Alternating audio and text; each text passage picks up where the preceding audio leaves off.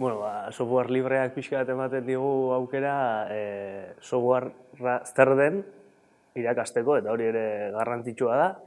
Eta gero beste aldetik, software pribatiboa azkenean enpresa batek sortzen du, enpresa horren menpe gaude, eta software askeak ematen digu askatasuna, software hori moldatzeko, garatzeko, aldatzeko, eta hemen Euskal Herrian gaudela, eta euskeraz software auki nahi badugu, eta ez badugu enpresa baten menpe egon, hor badugu aukera osona software librearekin, softwarea euskeraz garatzeko, egiteko, edo itzultzeko dagoena, ez?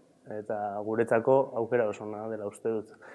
Beste hainbat abantaila ere baditu, ez? Gero etikoki sortzen dizkigun galderak Googlek edo Facebookek eta enpresa guzti hauen mende egotea eta ikasleak hortan, hain gaztetan, sartuta daude etxetik, baina guk hezkuntzan pixka horri buruz hausnarrarazi nahi baditugu, software askeak ematen digu aukera hori, ez? Pixka bat.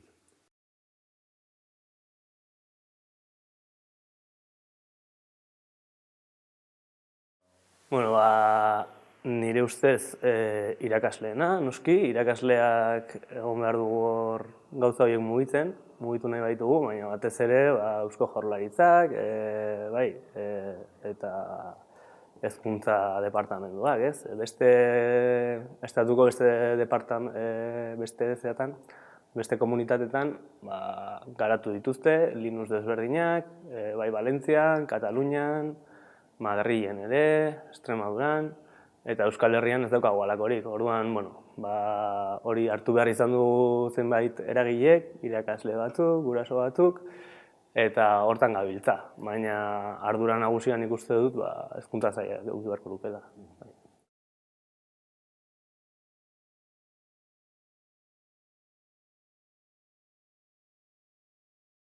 Nik uste dut argazki orokorra gero eta beltzagoa dela, ez? Ez bakarrik Euskal Herrian, bai mundu mailan, baina Euskal Herrian ere Google eta batez ere ikastoletan sartu da tope, baita hezkuntza publikoan eta kristau eskoletan eta beste eskoletan, baina, behintzat azkeneko urteetan egon da hor taldetxo bat mugitu izan dena, o mugitu izan garenak, eta aurten egon dira topaketa digitalak eta bertan pixka mugitu gera, beste toki batzuetan ere.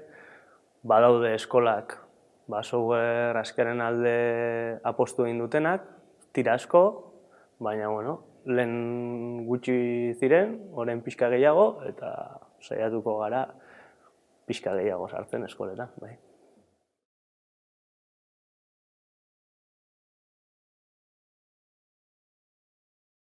Ikasgelara eramaterako garaian, alde batetik, batez ere irakasleen aldetik, hasiera batean nahiko harrera negatiboa dauka edo. Aldaketa guztiak beti izaten dira traumatikoak edo, eta zaila da hori saltzea edo. Orduan oso argi eduki behar da, horrek funtzionatu behar duela. Eta funtzionatzen du, baina oso ohituak gaude, software pribatiboa erabiltzera, ordenagailuetan batez ere Windows erabiltzen da, eta hori aldatzea, ez da erraza. Gero gaur egungo hezkuntzak aldaketa behar duela argi dago, askotan ematen du aldaketa horiek IKT-etatik etorriko direla, baina nire ustez lan egiteko modu guztia aldatu behar da. IKT-ek lagundu dezakete, noski, eta horren alde gaude, bestela ezinatek hemen egongo, baina aldaketa hori laguntzeko software askeak eman dizkigu aukera pila bat. Eta hor badaude software askearen adibide batzuk, hedatuak daudenak. Ez bakarrik horren alde egiten dugunen gandik, baina baizik eta beste eskoletan ere, Moodleak unibertsitate askotan erabiltzen dira, eskola askotan, eta horiek emaitza oso onak eman dituzte. Orduan, alde batetik aldaketa hori egiteko baliagarriak dira, pribatiboak diren bezala, aldaketa asko sakonagoa izan behar du. Ez du balio erreminta batek ez du bermatzen, software libreak lagundu dezake, eta baditu hor konnotazio batzuk nik uste dut baliagarriak direnak, ez? Lan horiek aurrera emateko eta proiektuak aurrera emateko eta moldatzeko gure beharretara. Eta horregatik uste dut aukera hona izan daitekeela.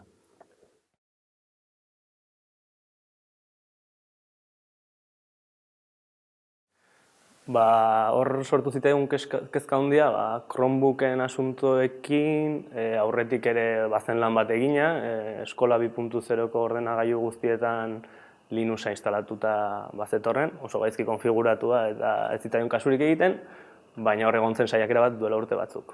Hortik aurrera, duela bi urte edo gutxi gora bera, baina kezka hori areagotu zen, ez zen bakarrik softwarea, baizik eta datuak, gure ikasleen datuak, Google sartzen aitzen hezkuntza munduan topera, eta hor batzuk kezkatuta agertu ginen, eta pixkat improvisazioz agertu zen, batzuk librezalen lan egiten genuen, edo nik oso gutxi, laguntzen dut bakarrik aldudanetan, baina egia da beste batzuk asko lan egin dutela, eta hortik hor kezka asko sortzen ziren hezkuntzaren inguruan. Ez da librezale zabalago izan, hezkuntzaren munduan hor kezka berezia sortzen zen. Orduan erabaki genuen, Telegram talde bat sortzea, ez zeukan hasieran besterik, behintzat hor gure kezkak plazaratzeko eta zer egin genezakeen ikusteko.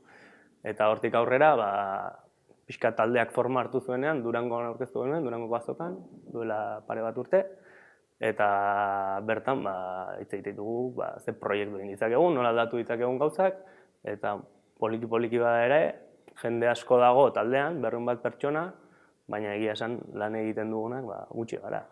5, 6, 10 bat, eta ondo dago ere jendea egotea horren zuten, jakiteko zer dagoen eta zer egiten den, eta nik animatzen dut jende gehiago lan egitera ere bai, proiektu politak daude, eta ari gara lanian, eta nik uste dut gauza politak ateratzen nahi diala.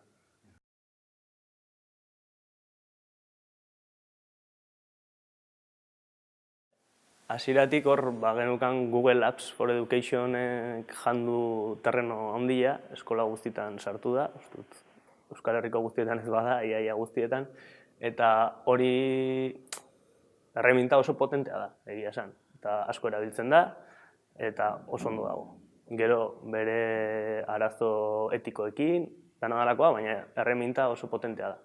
Orduan hor gabiltza begiratzen, ze alternatiba sortu daitezkeen, Moodle badaukagu, baina ez du betetzen Google Appsek eskaintzen duen guztia, eta orduan Nextcloud plataforma edo antzekoagoa izan daitekeena Google Driveetik, eta baditu antzeko erremintak, hori instalatu zuen taldekideetako batek, Tomasek, eta bertan ari gara lanean, probatzen ondo dabilen, eta eskoletara eramatea bideragarria den, edo ez, oraindik eskoletara ez dugu eraman, badago lanbide heziketako eskolaren bat erabiltzen duena, eta saiakera batzuk egin dira, baina, poliki doa, baina hortan ari da.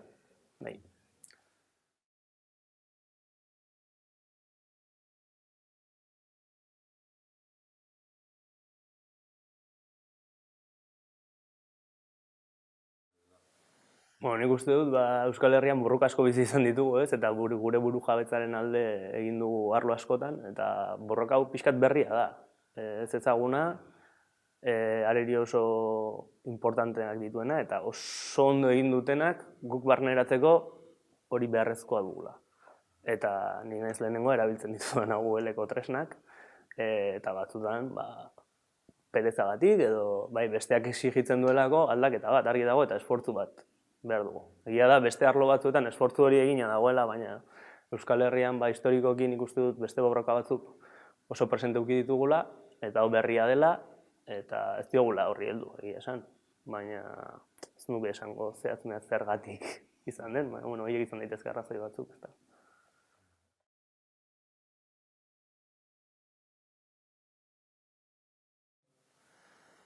Hori da, duela 10 urte mobilak ez genezkan. Genezkan, baina oso sinpleak, edo smartphoneak oraintxe sartu dira. Ez dakigu mundu honetan zer aldatu daitekeen. Aldatzen dira gauzak egun batetik bestera. WhatsAppa eukitzea pasagera eta da gure bizitzako zentroa batean, eta hemendik 5 urtera beste gauza bat izan daiteke. Orduan aldaketa inazkar dagoen mundu horretan, adi ez bagaude, argi dago borroka galduko dugula.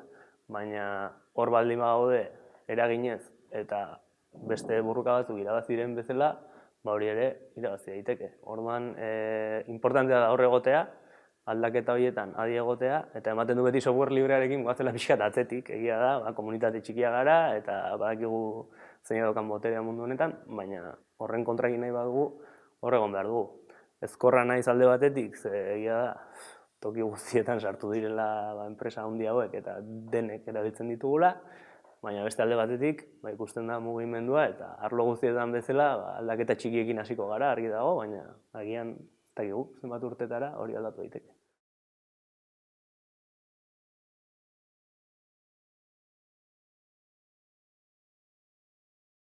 Bueno, alde batetik Wikipedia bai munduan zehar da oso tresna potentea eta komunitateak egiten duena.